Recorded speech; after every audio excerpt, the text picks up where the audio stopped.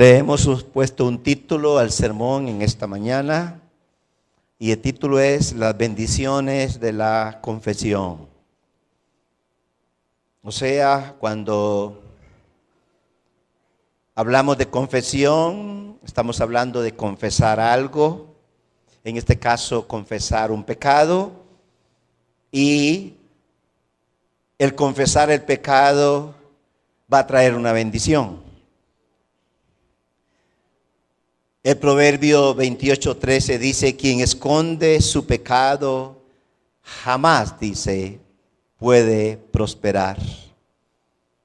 Quien lo confiesa y lo deja, que recibe perdón. Proverbios 28:13. Muy importante, hermanos, que nosotros en esta mañana voy a meditar sobre 2 Samuel, capítulo 11 y capítulo 12.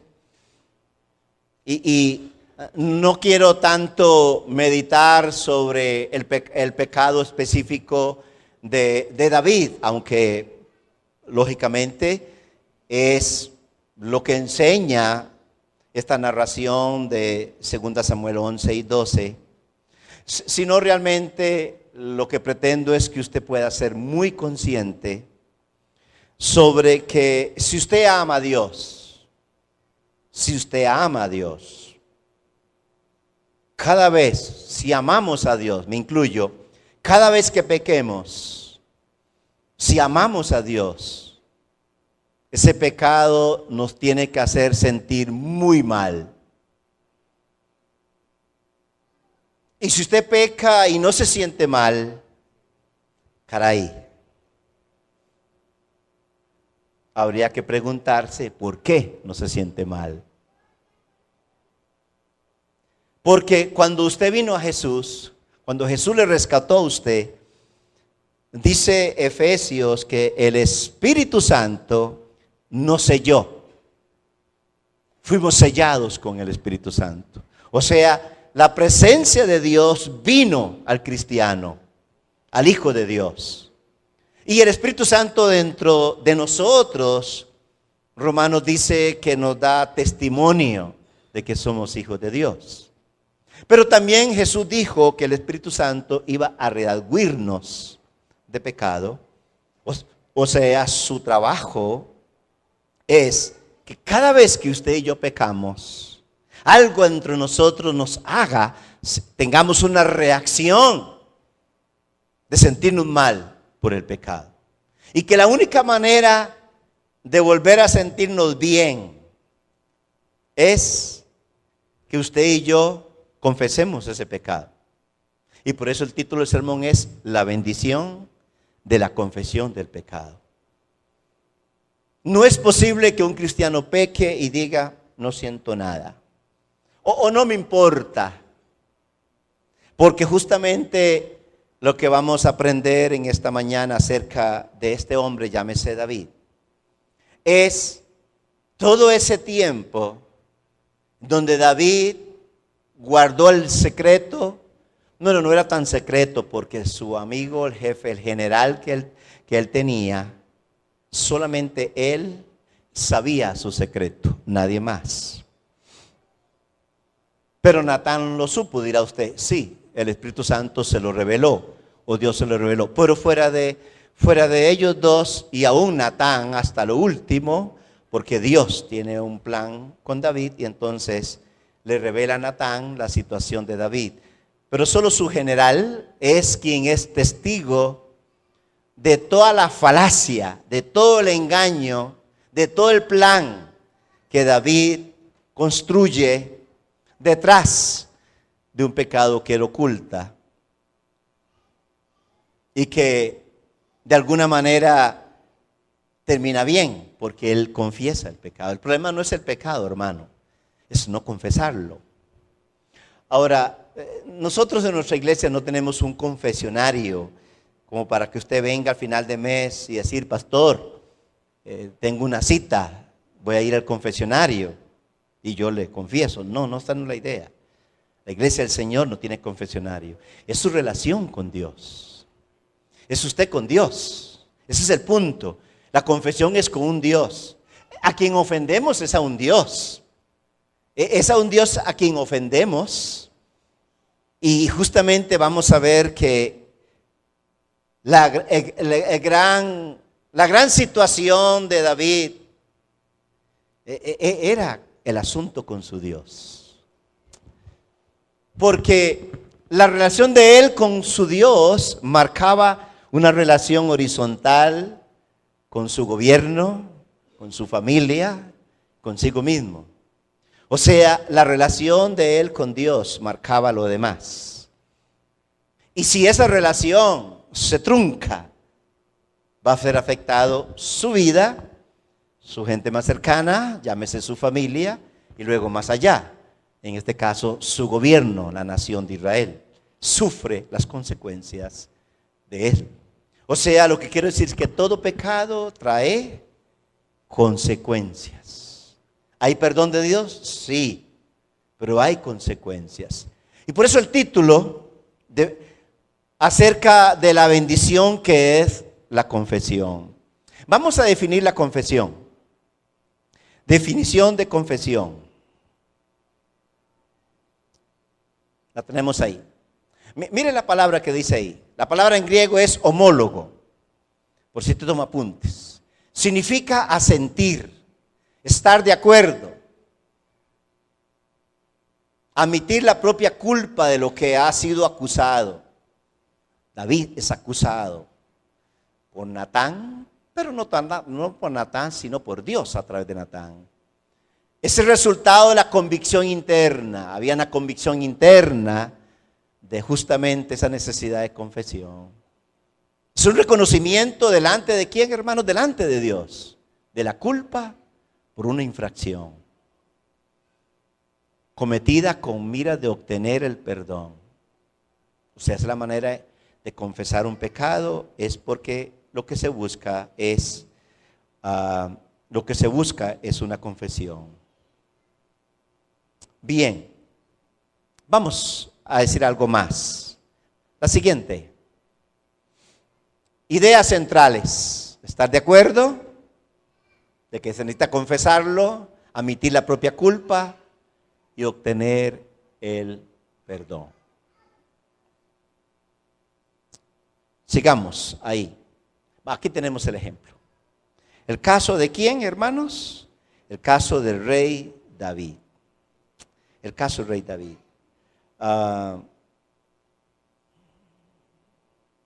Y tenemos aquí algo al respecto a David.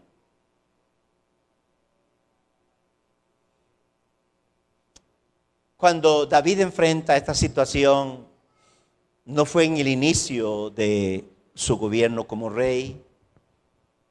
No fue ahí. Cuando David tiene esta situación, él está en la máxima plenitud de fama, de reconocimiento. Las naciones le temen porque saben quién es David.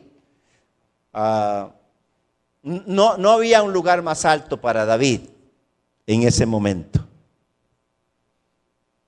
Es el momento más culminante de su vida como rey, en donde sufre esta situación. Y eso es un detalle importante porque ¿por qué no sucedió al principio, no? Ahora, el problema no era asunto de específicamente ese, porque David tenía varias mujeres en su casa. Era el rey, tenía las mujeres que quisiera tener, por decirlo así. El problema ofensivo para Dios es justamente el suceso de este mismo, por lo que sucede. Entonces tenemos aquí David rodeado de éxito, de victoria, recibe homenajes, aclamaciones de su pueblo. Los enemigos le rinden tributo. O sea, él vivía una vida de comodidad y de mucha complacencia. justamente ahí. Pero entonces, miremos algo aquí. Vaya a su Biblia, entonces, 2 Samuel 11. Capítulo 11 y 12 marcan un antes y un después de David. O sea, cuando usted termina el capítulo 10 de Segunda de Samuel, es justamente esa vida de David donde todo está bien. Está en la plenitud de todo. Pero capítulo 11 y 12 hay un después en la vida de David. Hay un después en su vida personal, en su familia, su casa y su gobierno. En consecuencia de lo que sucede en capítulo 11 y 12. Entonces miremos el 11, por decirlo así. Ya lo tienen, mire versículo 1. Dice que aconteció que en la primavera, en el tiempo cuando los reyes salen a la batalla. Primavera, ya ha pasado el invierno, no hay lluvias, es verano. Era cuando se hacían las guerras, con la nieve y el frío y la lluvia no se podía hacer nada. Entonces lo que tenemos aquí es lo siguiente, mire lo que dice. David envió. Él no tenía que enviar a nadie, él tenía que decir, vamos. Eso era lo correcto, vamos.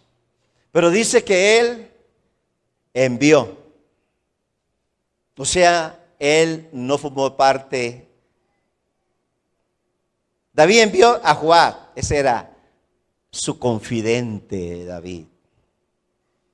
Su guardador de secretos. Su cómplice, por cierto.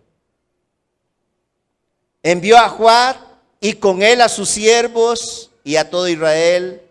Dice, y destruyeron a los hijos de Amón y sitiaron a Rabá.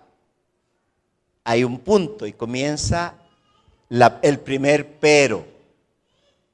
Y yo siempre resalto los peros en la Biblia. Pero, ¿qué pasó? David permaneció ¿a dónde? En Jerusalén. Entonces tenemos aquí negligencia en su misión. Y dice, la vagancia es la madre de todos los vicios. La vagancia es el vago que no trabaja. Es negligente, no le interesa trabajar. Eso. Negligente David.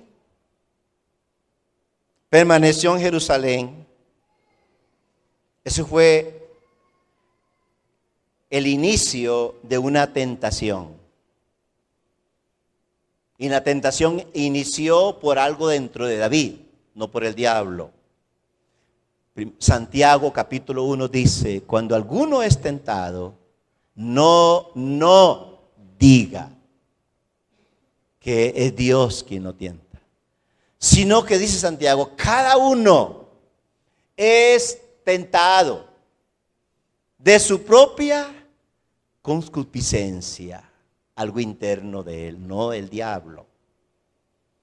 Algo interno de él. Primero, negligencia. Es lo primero. Después, ¿qué dice? 2, aislarse del ejército y quedarse solo. Quedarse solo no es bueno. ¿Qué pasó con Adán en el Edén? No es bueno que el hombre esté solo. Le haré ayuda idónea para él. La soledad no está bien, puede ocurrir, pero en el caso de David, aislarse del ejército y quedarse solo. Versículo 1, ahí está. Y mire lo que dice.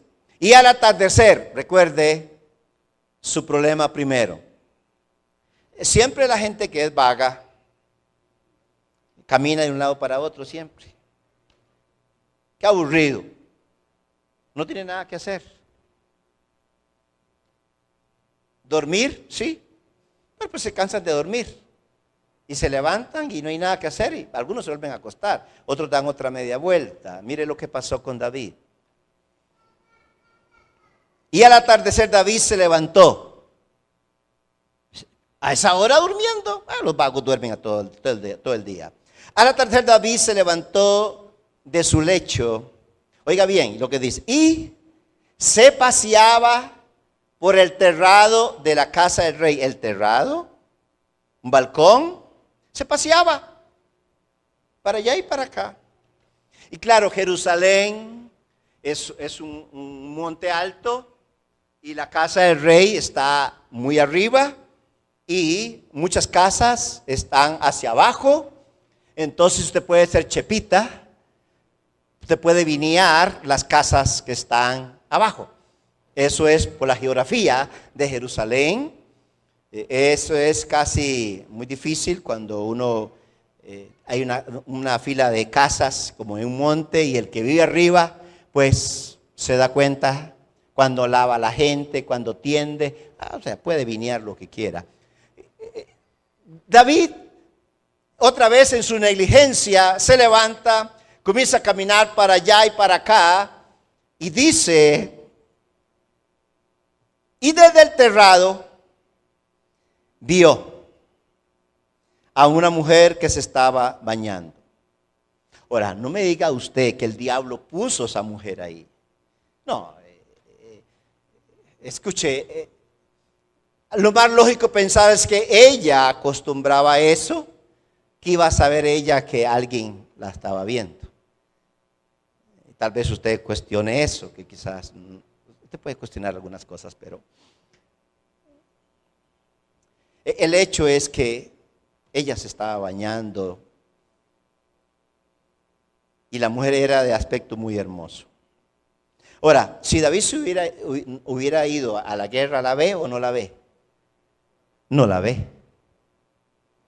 La vagancia, la negligencia hace que mucha gente vea cosas que no tiene que ver. Mucha gente vagabunda gasta su tiempo viendo películas que no tiene que ver, leyendo revistas que no tiene que ver. La vagancia es esa. Abre la vista para un montón de cosas. Si estuviera ocupado en cosas buenas, no estaría gastando el tiempo en basura.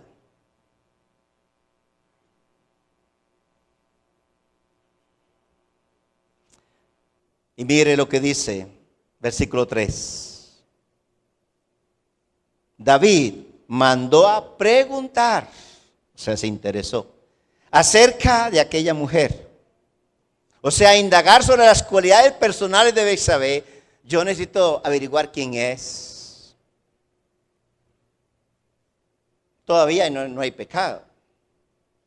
Es lo que antecede al pecado. Escuche, hay aquí todo un acontecimiento previo antes de caer. Pero ya está dando los pasos hacia eso. Porque otra vez Santiago dice de su propia concupiscencia. Entonces David dice, yo necesito averiguar quién es. Por supuesto, él es el rey, no tiene que ir él. Él manda gente. Dice así, y alguien dijo, ¿no es esta Betsabé, hija de Elián? Y oiga bien al final, mujer de Urías hitita. Punto. Ahí era el acabose para David. Ella es casada, tiene su esposo y todavía David tiene que pensar, Urías, yo conozco a Urías. Urías no es cualquier persona. David sabía quién era Urías. David sabía que Urías pertenecía a un grupo de soldados famosos. Urías pertenecía a soldados que en algunos hay una narración sobre lo que hacían por su rey, llámese David. Urías era uno de esos. Si una flecha venía contra David, Urías era de los que se ponía al frente y decir, muero yo, pero mi rey queda vivo. Urías era alguien que le guardaba las espaldas a David. Daría su vida por su rey. Ese era Urías. Cuando a él le llevan la noticia, ¿quién es Urías? No sé quién es, olvídelo. Él sabe quién es Urías. O sea, aunque no hubiera sido Urías, hubiera sido cualquier hombre, él tenía que saber que ella no era una mujer posible para él, porque pertenecía a su esposo, a su familia. Y todavía Urías, ¿cómo voy a hacer algo contra la mujer de un hombre que daría su vida por mí? Así debió haber pensado. Pero la concupiscencia de David estaba trabajando tan fuerte que ese es el problema. El hombre está quedando ciego. La mujer en Génesis 3 vio que el árbol era bueno, que era codicioso, que era bueno para comer, y se olvidó de que Dios había dicho, si come de ese árbol, ciertamente morirás. En ese momento para la mujer, lo que Dios había dicho ya no vale. Lo que vale es lo que yo puedo alcanzar si como de esa fruta. Y aquí David está ciego. Él no piensa en Urías. No piensa nada más. Es un desahogo de placer. Solamente eso. O sea, cuando se da todo este panorama de lo que sucede. Y dice que David envió mensajeros y dice, y la tomó. Y la tomó, él es el rey. Tiene autoridad, tiene uso de poder y abuso de poder también.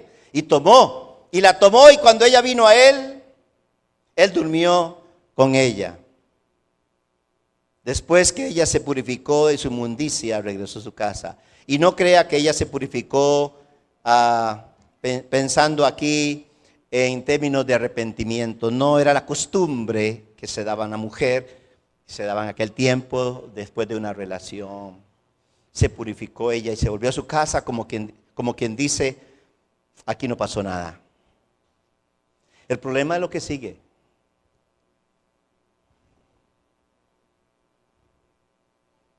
El problema es lo que sigue. Y la mujer, ¿qué pasó? Concibió. Podemos pasar, Andrés, las que están ahí. Mire, pecado de negligencia número 1. El otro pecado de codicia. 3, pecado de abuso de poder. Él mandó a traerla. Y ella no podía decir que no. O sea, ella era una mujer y el rey, el abuso de autoridad, de poder, está ahí. Siga, Andrés. 4, pecado de adulterio, en el versículo 4. Número 5, pecado. Bueno, ese todavía no. Déjeme ir ahí. El versículo dice así.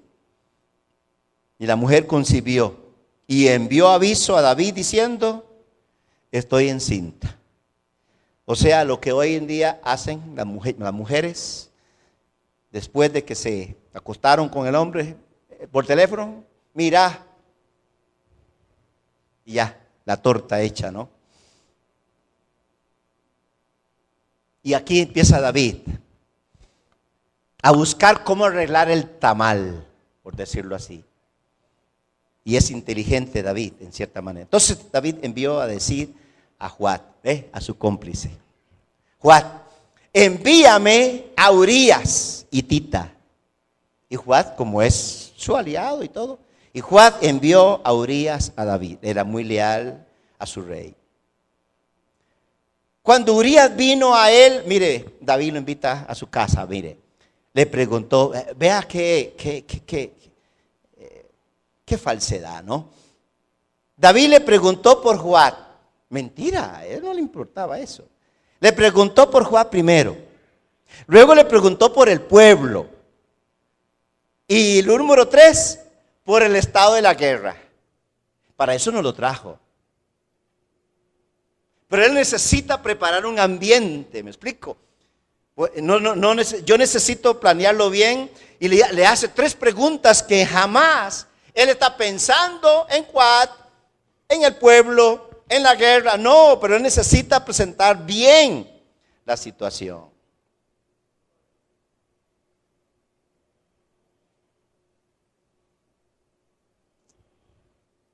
Después dijo a David a Urías, después de que le preguntó por todo: desciende a tu casa y lava tus pies.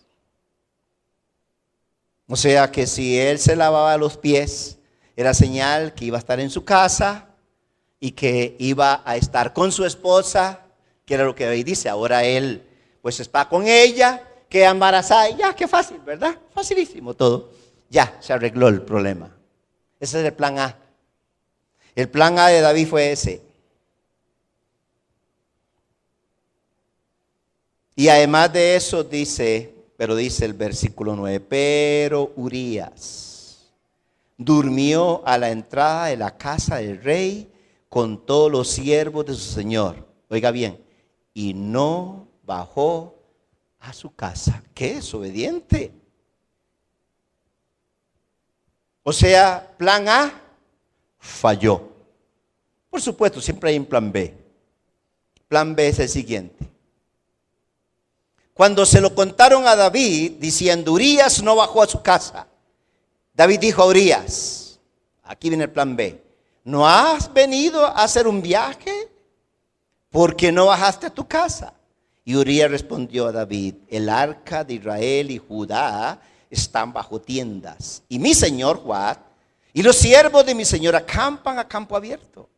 ¿He de ir yo a mi casa para comer, beber y acostarme con mi mujer? Por tu vida y la vida de tu alma, que no haré tal cosa. Qué hombre más leal.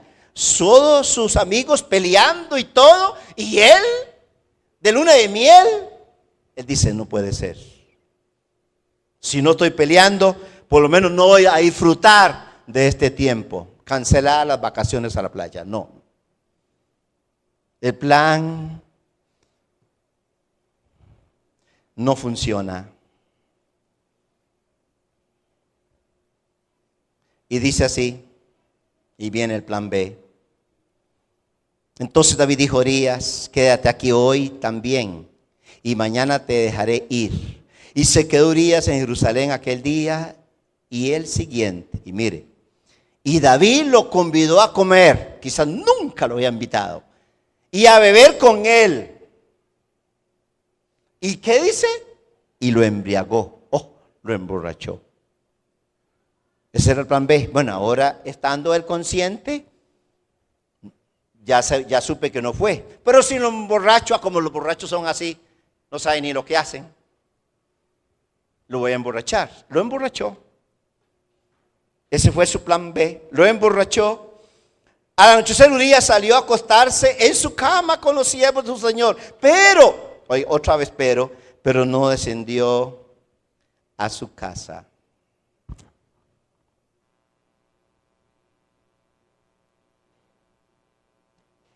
Hasta aquí el plan B no funcionó. Y usted puede pensar, Dios, que controla todas las cosas, está interviniendo aquí también. Porque Él va a encontrarse con David después. Dios interviene aquí también, no haciendo que Urías haga esto. Y mire, aconteció la mañana siguiente que tiene que recurrir al plan C. Cada vez el plan es más maléfico. Primero, simplemente vaya ahí. Lo segundo, más terrible, lo emborracha. Más terrible. Y tercero, peor todavía.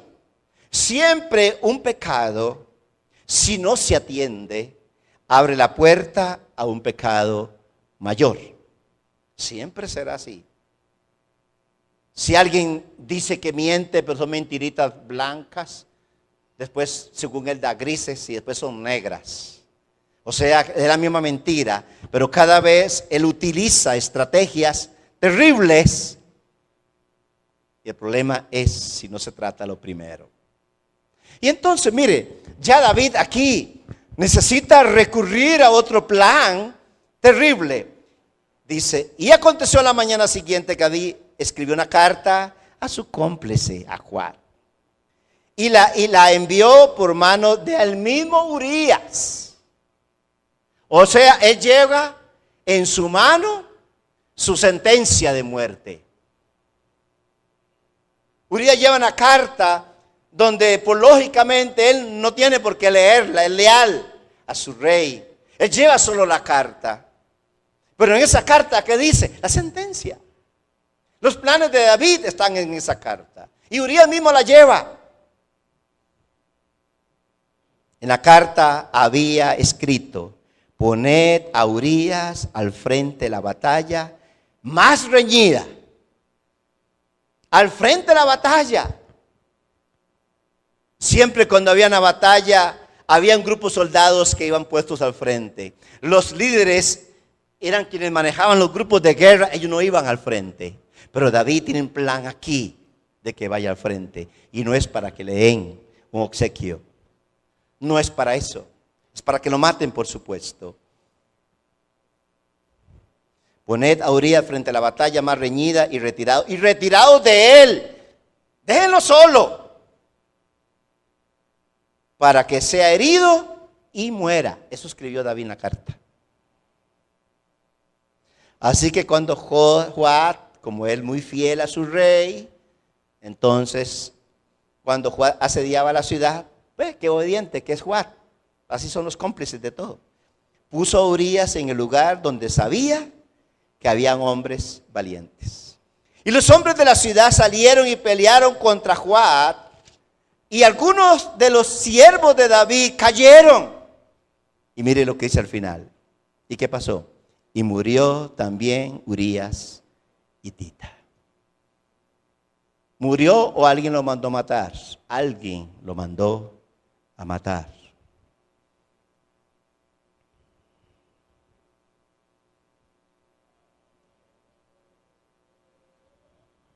Y Joab envió a informar a David de todos los sucesos de la guerra.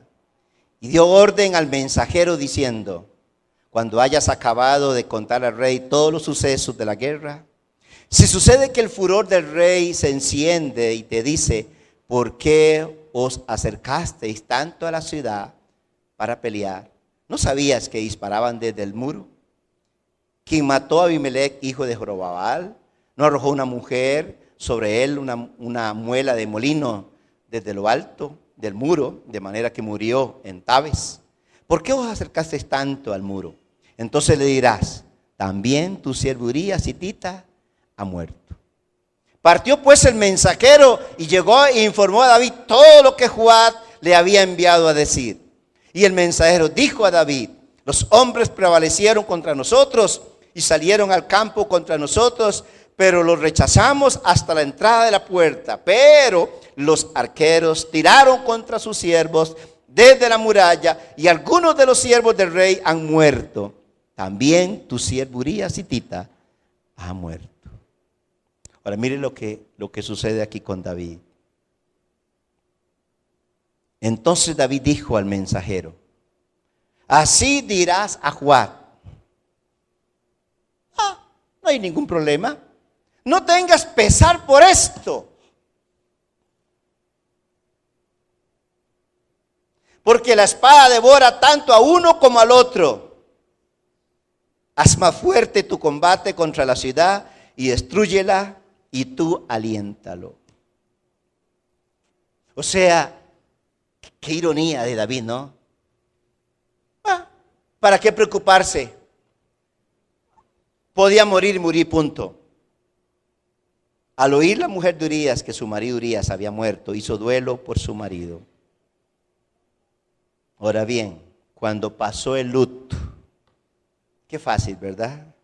David mandó a traer a su casa y ella fue su mujer. Y le dio a luz un hijo, pero hay un pero al final. Pero lo que David había hecho fue malo a los ojos del Señor. ¿Cuántos creen que fue malo? ¿Podemos pasar, Andrés, algunas filminas ahí? No, se devolvió.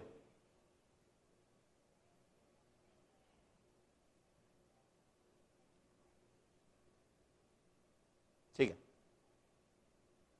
Aquí. Miremos errores de David, hermanos, ahí en la pantalla. Primer error. ¿Quedarse a dónde? En Jerusalén. Fue su primer error. Número 2. Segundo error. Mirar a la mujer que se estaba bañando. Segundo error. Tercer error. David comienza a averiguar quién es la mujer que vio desnuda. Siga, Andrés. Cuarto error. David se acuesta con ella sabiendo que es una mujer casada y que el esposo de Betsabé es un soldado de David que está en la guerra, donde David debería estar al frente de su ejército, embarazoso. Siga. David consuma el pecado que primero entró por sus ojos, igual que la mujer en el Edén. Ella miró el fruto, él miró a la mujer y luego se gestó en su corazón, igual que la mujer en Génesis 3. Llegó eso adentro de ella. Como consecuencia del pecado hay un embarazo. Siga. Quinto error de David. David intenta encubrir su pecado, haciendo traer a Urías de la guerra para que duerma con Betsabé y todos crean que quedó embarazada de su esposo. Siga. Cinismo. Le preguntó por la salud de General Joab, por la salud del pueblo, por el estado de la guerra. Qué rey más preocupado. Siga. Le envió a su casa una comida especial, pero Urías demostró tener más principios que el rey. Durmió a la puerta de la casa del rey y no fue a su casa. Si sus compañeros dormían en tiendas, él no podía entrar a su casa y dormir con su mujer. Siga. Sexto error. David emborracha a Urías para así hacerlo meter en la cama de Betsabé y justificar el embarazo. Urías ni siquiera borracho accede a ir a su casa. Siga. Séptimo error de David. Prepara un plan de asesinato para deshacerse de Urías y poder consumar su unión con Betsabé. Poned a Urías al frente en lo más recio de la batalla y retirados de él para que sea herido y muera. Siga. Cuando viene el mensajero de Joab a informarle a David de la muerte de Urías, David consuela y justifica a Joab diciéndole: esas cosas pasan. Siga. Octavo error de David. El muerto al hoyo y el vivo al pollo. Pasado el luto, qué respetuoso. Cómo cuidaron las apariencias. David manda a buscar a la viudita Betsabé y la hace su mujer. Un final feliz. Sí. Un pensamiento. Los deseos de la carne hacen grandes devastaciones. Número 1, ciegan los ojos. 2, endurecen el corazón. 3, empedernecen la conciencia. 4, y quitan al hombre de todo sentido de justicia y de honor. Esas son palabras de Matthew Henry, un teólogo. Sí. Los angustiados lamentos del corazón de David. Ok, ahora déjeme decir algo aquí. Aquí voy a tomar, hermanos, algunas cosas de David Wilkerson, un hombre de Dios que ya murió, ya partió con el Señor. Y quiero decirle algo. Nosotros cuando estudiamos el pecado de David, casi siempre vamos a la narración, en este caso 2 Samuel 11 y 12. Y luego hay un salmo que siempre vamos a ver, que es el Salmo 51. Está bien, pero hay 4 salmos que David escribió en base a la angustia de su situación de pecado. Y quizás nosotros a veces los pasamos por alto o no los hemos estudiado. Y es el Salmo 6, el Salmo 31, el Salmo 38 y el Salmo 51. Esos 4 salmos expresan realmente la condición de David. cuando guardó su pecado en secreto. Y ya el 51, pues sí, tenemos una confesión de David. Y entonces voy a mencionar versículos de los 4 salmos y recurro aquí a David Wilkerson de lo que los apuntes de él para decir esto. Entonces lo primero está en el Salmo 38, versículo 2, que David dice esto: porque tus saetas cayeron sobre mí y sobre mí ha descendido tu mano. O sea, David reconoce que hay una consecuencia de pecado y ve a Dios que ha venido contra él. Ahora, eso es un hecho que así sucede. Lo cierto era que David debió vivir la vergüenza causada por su pecado. Su terrible caída se volvió de conocimiento público rápidamente y la nación entera empezó a hablar de ello. O sea, el pecado que David hizo en secreto rápidamente pasó a ser público. Es imposible que quedara en secreto. Cada vez comenzó su situación a ser conocida y todo el mundo hablaba de ello. El rey David, el que dicen que tiene un corazón conforme a Dios. Siga la otra, la próxima.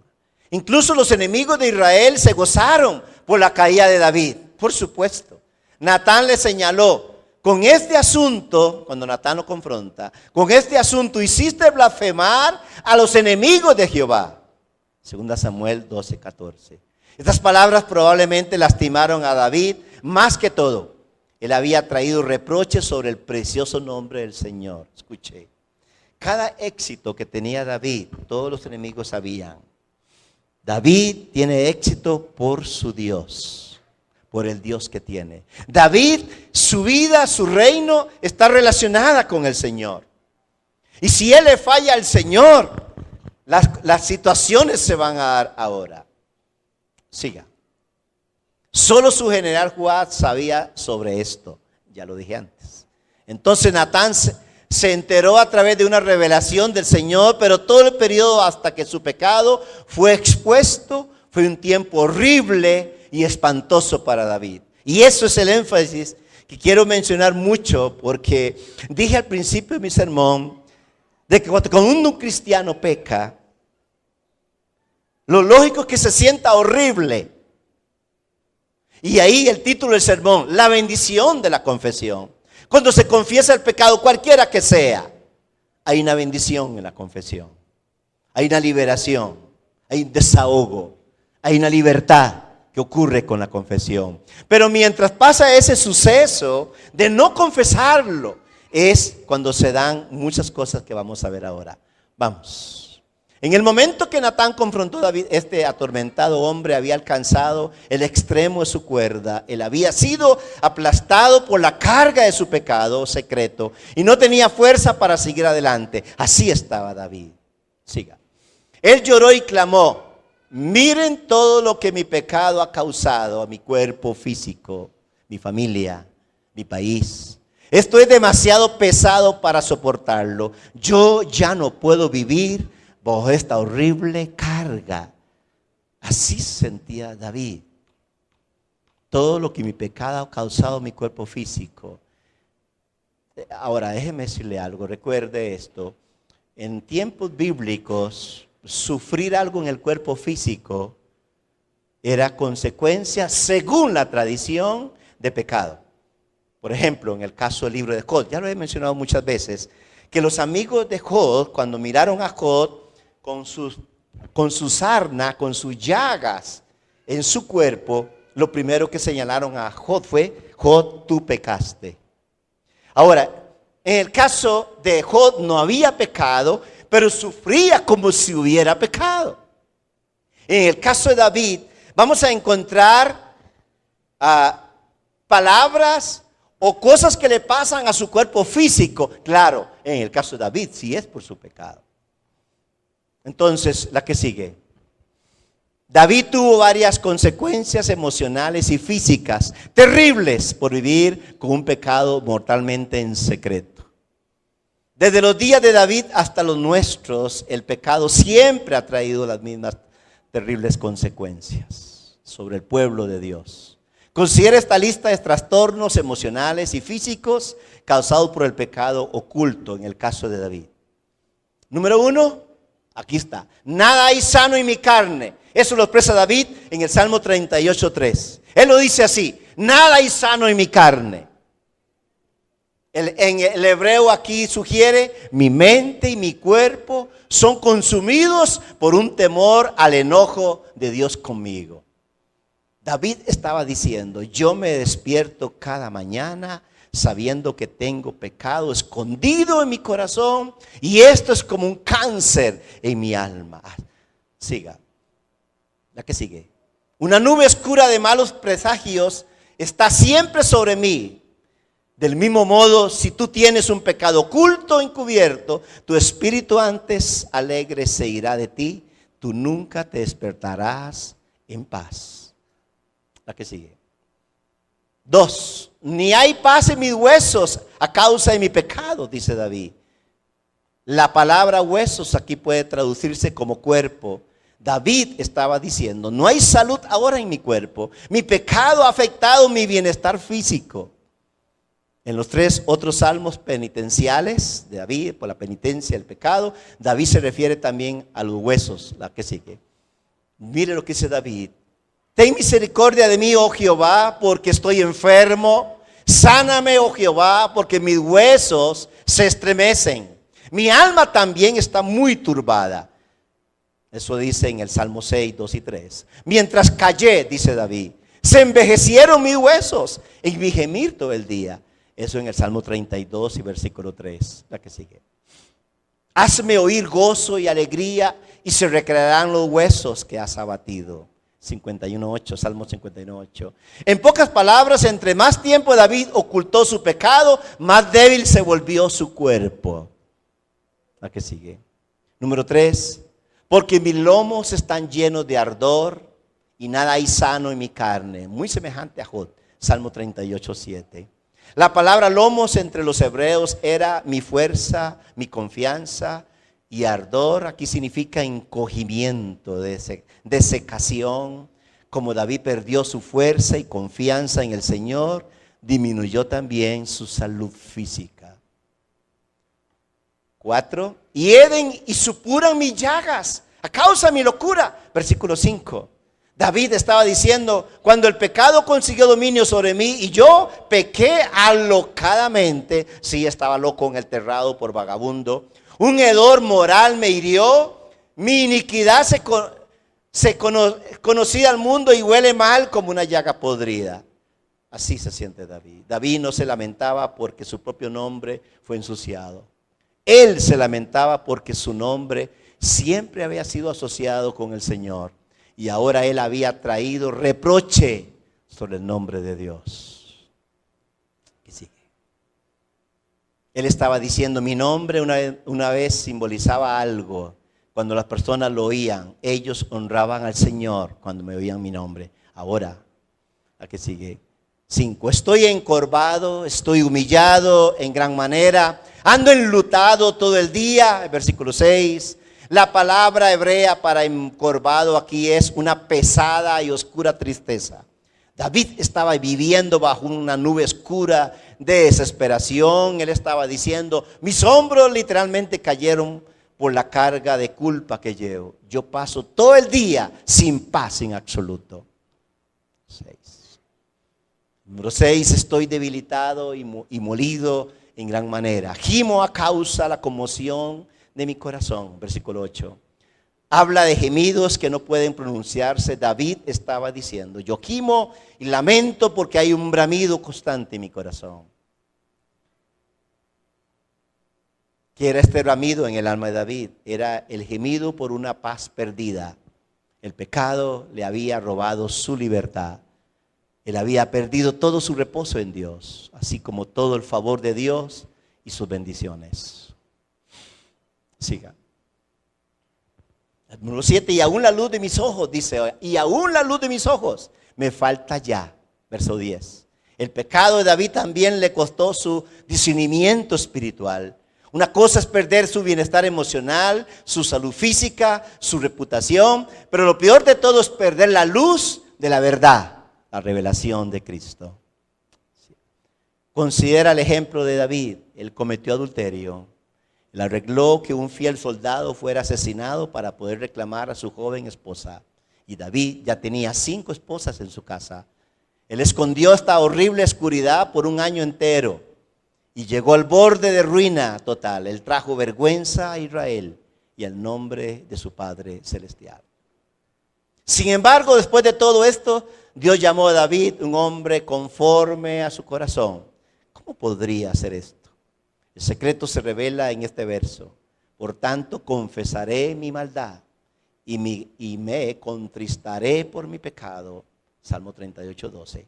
Justo antes que David estuviera a punto de caer, él se humilló y se arrepintió. Él clamó: Señor, yo he tenido bastante. Yo no puedo llevar más esta carga. Es demasiado pesada para mí. Me arrepiento, confieso mi pecado. Por favor, Dios, no me abandones. Contra ti solo he pecado y he hecho lo malo delante de tus ojos para que seas reconocido justo en tu palabra y tenido por puro en tu juicio. Yo reconozco mis rebeliones y mi pecado está siempre delante de mí. Crea en mí, oh Dios, un corazón limpio y no quites de mí tu Santo Espíritu. Clamor de David en el Salmo 51, versículo 4, el 3 también y el 10 y el 11. ¿Qué sigue? El Señor abrió cada lugar oculto en la vida de David para conducirlo a un total y completo arrepentimiento. Todo lo que ha leído usted o si pudo leer, estos apuntes los tomé de David Wilkerson. Pero mis hermanos, al principio del sermón, yo les dije que el problema no es el pecado, es ocultar el pecado. Y también dije que si ocultamos el pecado, el proverbio dice que no prosperamos. Pero David, todo ese tiempo que él mantuvo en secreto, esos salmos expresan la realidad de David internamente, cómo se sentía. Porque este era un hombre que amaba a Dios. Escuche bien. Solo los que aman a Dios de verdad se sienten mal cuando pecan. Escuche bien. Si usted ama a Dios en este 2016, escuche. Si usted ama a Dios en este año 2016, cada vez que pequemos, vamos a sentir mal. Y ese mal va a seguir hasta que nos arrepintamos. ¿Está entendiendo, mis hermanos? Lo que estoy tratando de enseñarles es que este año 2016, Primera de Juan dice, el que dice que no tiene pecado es mentiroso, engaña a Dios.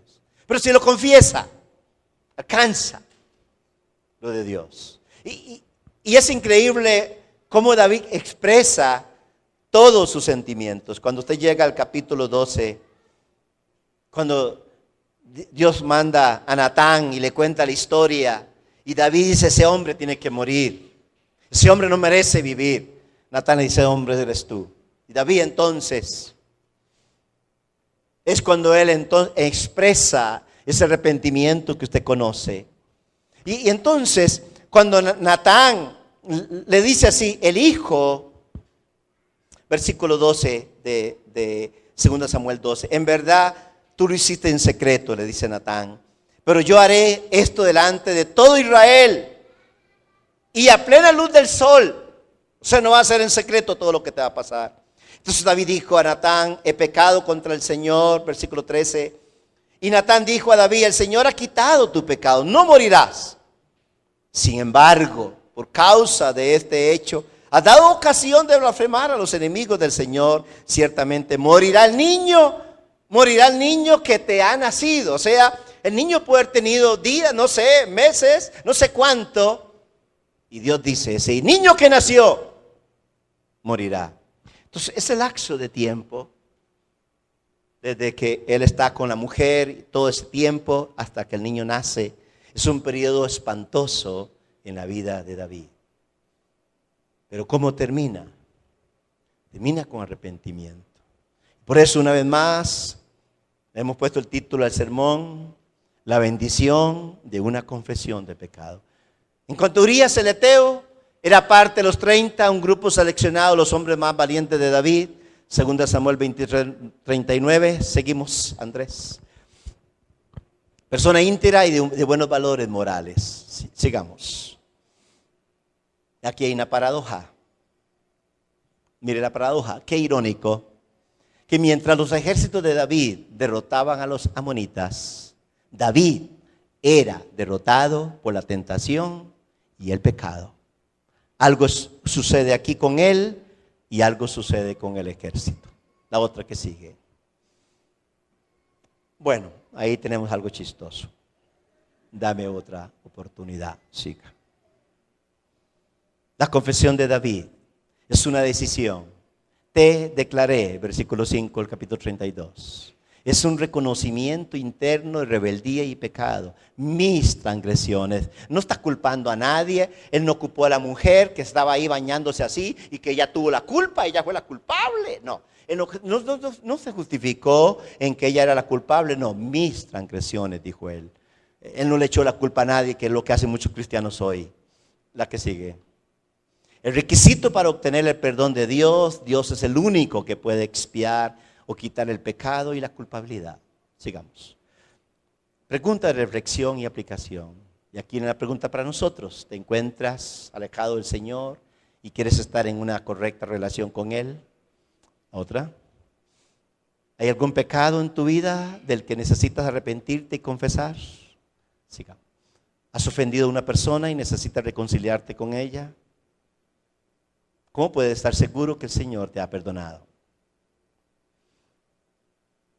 Si confesaren nuestros pecados, Dios, que es fiel y justo, nos los perdonará y nos limpiará de toda maldad. Yo quiero que usted reflexione, póngase de pie nada más. Lo que quiero que usted se lleve en su corazón en esta mañana es esta reflexión. Señor, gracias porque yo me siento mal. Cada vez que peco contra ti o contra alguien, se me va la paz interior. Y Señor, gracias porque tu Espíritu Santo me hace sentirme mal cuando peco. Y es el mismo Espíritu Santo que me redarguye. David necesitó que viniera Natán. Hoy, Señor, gracias por enviar a tu Espíritu Santo en mi vida para decirme que debo arrepentirme, que debo confesar mi pecado. Señor, que este año 2016, como iglesia, no guardemos secretos de pecado, sino que vayamos delante de ti y podamos confesar nuestro pecado este año 2016. Para que no tengamos un año 2016, Señor, arrastrando hasta una enfermedad física, situaciones que se pueden dar como consecuencia de no confesar un pecado. Padre, en el nombre de Jesús, que esta palabra, Señor, pueda hacer reflexionar a la iglesia para este año 2016. ¿En qué bendición es, Señor? Recibir tu bendición cuando confesamos nuestro pecado. Padre, muchas gracias.